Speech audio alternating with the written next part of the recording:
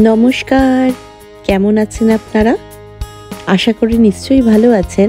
আজ মেক্সিকো শহরের ৩ নম্বর জায়গায় আমরা ঘুরতে এসেছি। এই জায়গাটির নাম সেলভা মায়া। এটি একটি মায়াদের সিনট। সিনট মানে পুকুর। এই দেশে মাটির তলা দিয়ে অনেকগুলি পুকুর চলে গেছে। তারই মধ্যে একটি পুকুরের নাম হচ্ছে মায়া সেলভা, যেখানে আমরা আজ ঘুরতে এসেছি। এই সিনটগুলো হচ্ছে প্রাকৃতিক লাইমস্টোন সিঙ্ক হোল, যেটা তারা অন্য জগৎ বা অন্য দুনিয়ার সাথে যোগাযোগের মাধ্যম বলে মনে করত। এই সিনটগুলোর এক অন্য মর্যাদা ছিল তাদের জীবনে। সিনটগুলোকে মায়ারা তারা তাদের তীর্থস্থান বলে মনে করত। তারা নরবলিতে বিশ্বাসী ছিল। তারা ছোট বাচ্চা থেকে বড় নানা রকম বয়সী মানুষজনকে বলি দিত, আর বলি দিয়ে তারা এই সিনটে ফেলে দিত। তারা মনে করত বলি দিলে তাদের পুণ্য অর্জন হবে। মায়ারা মনে করত এই নরবলি দেওয়ার ফলে প্রকৃতি সন্তুষ্ট হবে এবং তাদের রক্ত যদি মাটিতে ফেলা হয় তাহলে চাষের জমি আরো উর্বর হবে। আপনাদেরকে আগের দুটো ভিডিওতে আমি বলছিলাম না, হঠাৎ করে নয়, ধীরে ধীরে হলেও ১৫০ বছরের মধ্যে মায়ারা অবলুপ্ত হয়ে যায়। তার কিন্তু এক অন্যতম কারণ হলো এই নরবলি। এই দেখুন, এইটাই হচ্ছে এই সিনট।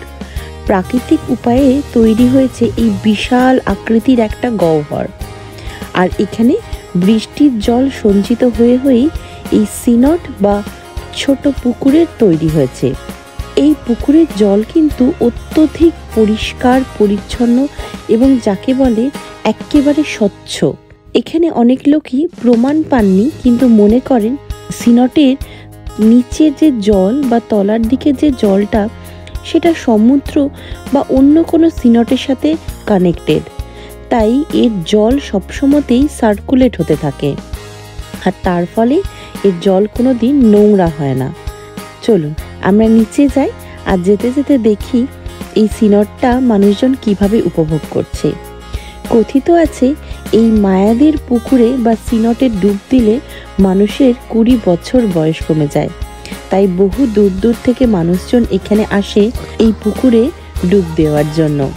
যাই হোক, আপনাদেরকে আগের দুটো ভিডিওতে বলছিলাম না মায়াদের অবলুপ্তির কারণ, তারা হঠাৎ কেন সেন্ট্রাল আমেরিকা থেকে অবলুপ্ত হয়ে গেল। আর কারণ হিসেবে অনেকগুলো কারণকেই আর্কিওলজিস্টরা বর্ণনা করে থাকেন। তার মধ্যে একটা হচ্ছে এই নরবলি। এই সিনটের গভীরতা কিন্তু অনেক বেশি, তাই এখানে নামার আগেই সবাইকে লাইফ জ্যাকেট দিয়ে দেওয়া হয়। জলে নামার আগে যে শাওয়ার নিতে হয় তার ব্যবস্থাও এখানে রয়েছে। তাছাড়া ছেলে মেয়েদের আলাদা করে চেঞ্জিং রুম রয়েছে, আর একটা লকারও দিয়ে দেওয়া হয় প্রয়োজনীয় জিনিসপত্র রাখার জন্য। এই পুরোটাই কিন্তু এই আমাদের যিনি ট্যুর গাইড ছিলেন তিনিই আয়োজন করেছিলেন।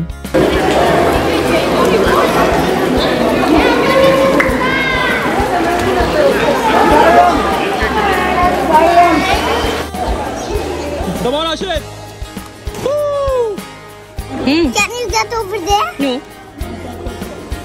But I'm going to jump. I'm going to jump. Where? From where? Here. Okay. Go jump.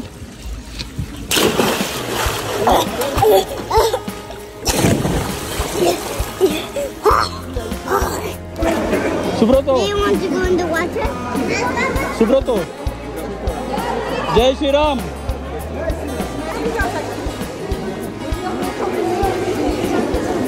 যাও ম্যাম, যাও যাও। দেখুন কি ছোট্ট ছোট্ট এখানে মাছ ছেড়ে দেওয়া হয়েছে জলের মধ্যে। এই মাছগুলো এসে এসে পায়ের সমস্ত নোংরা খেয়ে চলে যাচ্ছে।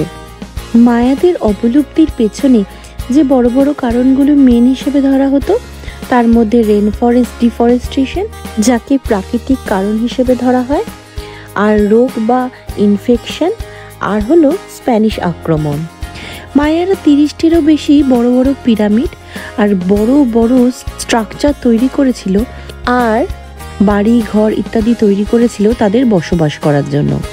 আর এসব করার জন্যই তাদেরকে প্রচুর প্রচুর পরিমাণে গাছ কাটতে হয়েছিল, আর তার ফলে সেই সব জায়গায় খরা সৃষ্টি হয়েছিল। বৃষ্টিপাত এত কমে গেছিল যে তাদের চাষাবাদও অনেকটা কমে গেছিল। তাই ধরা হয়ে থাকে চাষাবাদ কমে যাওয়ার জন্য বহু সংখ্যক মানুষ তাদের স্থান ত্যাগ করে অন্য জায়গায় চলে গেছিল। It's like a spinach and corn. Okay? Yeah, non-veg. You are veg or non-veg? Squash with tomato. This is chicken. Okay. Pork, chicken. Lunch করে নিয়ে এখান থেকে বেরিয়ে পড়লাম। 1511 সালে স্প্যানিশদের আক্রমণ হয়েছিল মায়াদের এই সভ্যতায়। ওই সালেই প্রথম স্প্যানিশদের শিপ এসে দাঁড়ায় ক্যারিবিয়ান সাগরে। ওই 1517 থেকে 1519 সালের মধ্যে মায়াদের বহুবার আক্রমণ করে স্প্যানিশরা ধ্বংস করে দেওয়ার জন্য।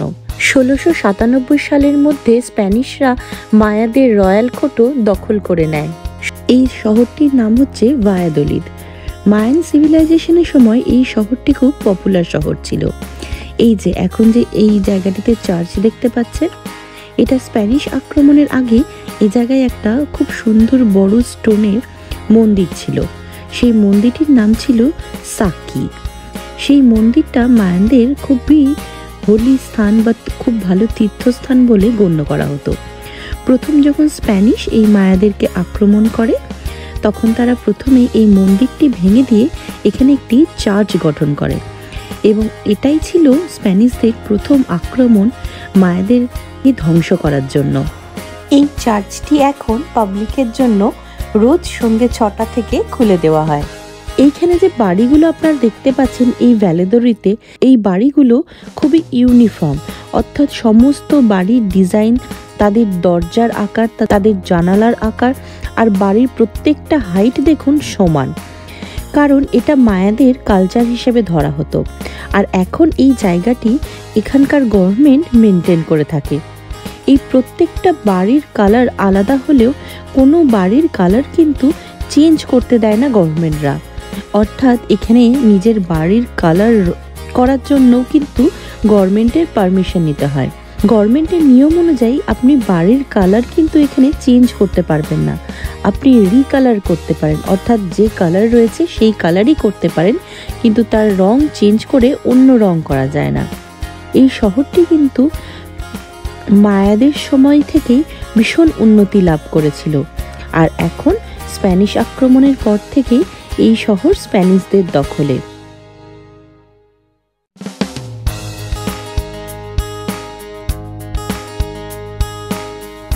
একসময় মায়াদের আধিপত্যের টাইমে রাজার মতামত বা রাজার অনুশাসন কিন্তু অনেকটা বাড়াবাড়ির পর্যায়ে চলে যায়, অর্থাৎ রাজার কথাই শেষ কথা, এটা মায়ারা একটা সময়ের পর আর মেনে নিতে পারেনি। তাই তারা চেষ্টা করেছিল রাজতন্ত্র শেষ করে গণতন্ত্রকে প্রতিষ্ঠা করার জন্য, আর তারই জন্য তারা প্রচুর পরিমাণে যুদ্ধ করতে থাকে নিজেদের মধ্যেই, এবং যুদ্ধের ফলে প্রচুর মানুষজন মারা যায়, এবং সেটাও কিন্তু মায়াদের অবলুপ্তির একটা বড় কারণ হিসেবে ধরা হয়ে থাকে। মায়াদের অবলুপ্তির কারণ হিসেবে আর্কিওলজিস্টরা শুধু অনুমানই লাগিয়েছেন, তারা কোনো সঠিক প্রমাণ এখনো পর্যন্ত উদ্ধার করতে পারেনি। যেমন হরপ্পা মহেঞ্জোদারো সভ্যতার শেষ হওয়ার কারণও অনুমানই মাত্র, তেমনি মায়া সভ্যতার ক্ষেত্রেও ঐতিহাসিক বা আর্কিওলজিস্টরা শুধুমাত্র মতভেদই প্রকাশ করেছে ও অনুমানই লাগিয়েছে মাত্র। মায়াদের ধ্বংসের কারণ যাই হোক না কেন, সেটা অবশ্যই ঐতিহাসিক বা আর্কিওলজিস্টদের কাছে প্রশ্নসূচক, কিন্তু আমার কাছে এটা কিন্তু খুবই একটা বিস্ময়ের কারণ বলতে পারে। আমার জন্য হঠাৎ করে এই মেক্সিকো আসার প্ল্যান হয়, সেটা তো আপনারা এতক্ষণ ভিডিও দেখে জেনেই গেছেন। আমার কাছে এই ঘোরার আনন্দ কিন্তু খুবই খুবই খুবই স্মরণীয়। কাল থেকে শুভদের অফিসে মিটিং শুরু, তাই ও হয়তো খুব ব্যস্ত হয়ে পড়বে, আর আমার হয়তো হোটেলের বাইরে আর খুব একটা ঘোরা হবে না। কিন্তু এই যে ঘোরা বা এই যে একটা নতুন সভ্যতার দেখতে আসা এবং তার সাক্ষী হয়ে থাকা, এটা আমার কাছে চিরস্মরণীয় হয়ে থাকবে। চলুন নতুন ভিডিও নিয়ে খুব তাড়াতাড়ি হাজির হয়ে যাব আপনাদের কাছে। আমরা যে হোটেলটাতে আছি আপনাদের সকলকে ঘুরে দেখাবো। আজকে এই যে শহরটিতে আমরা এখন আছি এটি কিন্তু ক্যানকুনের আর মেক্সিকো শহরের সব থেকে এন্ডে যে জায়গাটি তুলুম তার একদম মধ্যে অবস্থিত ভ্যালাদোলিদ। তাই ভ্যালাদোলিদ থেকে আমাদের ক্যানকুন পৌঁছাতে সময় লেগে যাবে 2 থেকে 2.5 ঘন্টা। আজকের ঘোরা শেষ, বলুন আস্তে আস্তে আমরা হোটেলে ফিরি আর তার সাথে আপনাদের থেকেও বিদায় নেব এই ভিডিওটা শেষ করে। খুব শীঘ্রই হাজির হয়ে যাব আরেকটা নতুন ভিডিও নিয়ে। ততক্ষণ আপনারা প্রত্যেকে ভালো থাকুন, সুস্থ থাকুন আর আনন্দে থাকুন। খুব শীঘ্রই দেখা হচ্ছে একটা নতুন ভিডিওতে।